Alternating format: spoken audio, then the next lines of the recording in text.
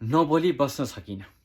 आखिर एउटा नेपाली नागरिकले त्यसरी ज्यान गुमाउनु पर्छ भने म एउटा नेपाली नागरिक भएर ठुलो हेरेर म नबोली कसरी बस्न सक्छु? विषयवस्तु हो गणेश नेपालीको।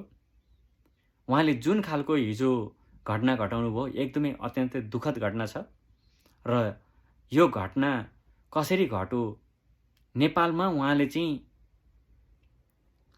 आफूले सक्ने जति सबै गरिसक्नुभयो र अन्तिममा केही विकल्प नलागेर उहाँ चाहिँ अब म विदेश जान्छु भनेर उहाँ विदेश जानका लागि उहाँले पासपोर्ट बनाउनलाई उहाँले एउटा पार्किङमा नो पार्किङमा उहाँले बाइक पार्क गर्नुभएछ र भित्र पासपोर्ट बनाउन जानुभएछ र बाहिर आउँदाखेरि उहाँको बाइकमा लक लागेको रहेछ र 10,000 रुपियाँ जरिमाना भनिएछ।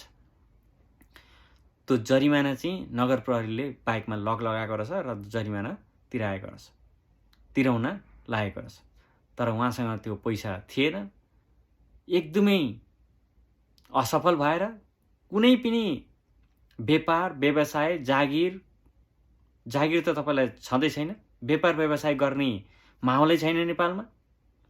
कुनै पनि बाटो नभइसकेपछि उहाँ चाहिँ अन्तिममा विदेश जान्छु भनेर त्यसरी गर्दाखेरि उहाँले त्यसरी हिजो घटना घटाउनु पर्यो।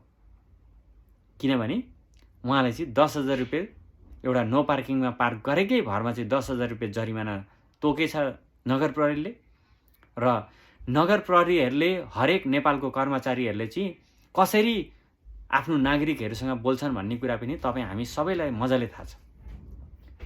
हरेक कर्मचारीहरूलाई ट्रेनिङ दिन आवश्यकता छ कि नागरिकहरूसँग कसरी पेश आउने कसरी बोल्ने भन्ने कुरा। किनभने एउटा उहाँहरूको कर्मचारीको त्यो बोलीले गर्दाखेरि पनि त्यो हिजोको घटना घटेको हुनसक्छ। किनभने उहाँले चाहिँ नर्म भएर चाहिँ राम्रोसँग उहाँलाई एक्सप्लेन गरेर राम्रोसँग त्यो कुराकानी त्यहाँनिर गरेर उहाँको कुरालाई पनि बुझिदिनु भएको थियो भने सायद त्यो घटना नघट्न सक्थ्यो। र अर्को रोचक कुरा त यहाँ के छ भने सबैको उपस्थितिमा उहाँले चाहिँ मट्टितेल ल्याउनुहुन्छ, सलाई पार्नुहुन्छ, आफूमा आगो लगाउन्जेलसम्म त्यहाँनिर कसैले त्यहाँनिर रोक्ने बचाउने कोसिस कसैले पनि गरेन। कहाँ छ मानवता हाम्रो? कता जाँदैछ हाम्रो देश? र यो देखेर साह्रै नै दुःख लाग्छ। त्यसैले गर्दाखेरि अबको सरकारले नियम नीतिहरू बनाउँदाखेरि जरिमानाको नीतिहरू बनाउँदाखेरि पार्किङको व्यवस्था छ कि छैन त्यो हेरेर मात्र नीति बनाओस्। नीति कडा बनाउनुपर्छ तर सँगसँगै नागरिकलाई फेसिलिटी पनि दिनुपर्छ।